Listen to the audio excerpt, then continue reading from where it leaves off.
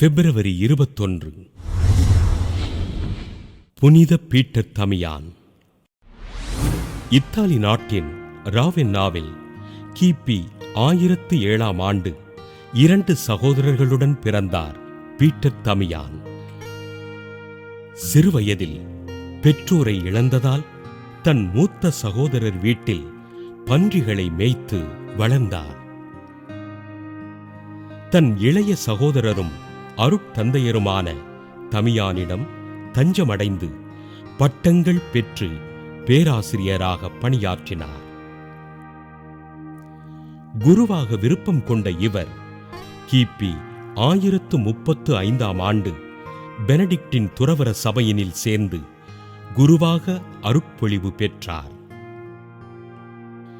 கிபி 1043ஆம் ஆண்டு பெனடிக்டின் துறவற சபையின் தலைவராக தேர்ந்தெடுக்கப்பட்டு பல்வேறு இடங்களுக்கு சபையினை விரிவுபடுத்தினார்.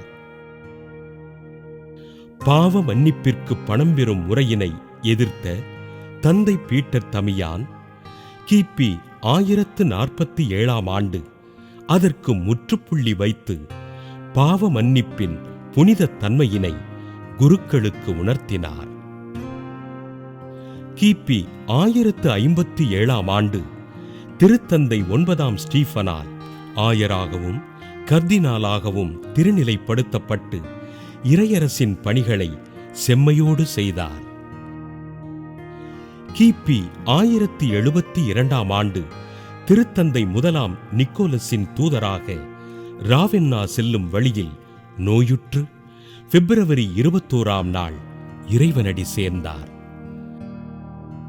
திருத்தந்தை 12ஆம் சிங்கராயர் கிபி 1823ஆம் ஆண்டு ஆயர் பீட்டர் தமியானை புனிதராக உயர்த்தி கிபி 1828ஆம் ஆண்டு திருச்சபையின் மறை வல்லுனராக அறிவித்தார்.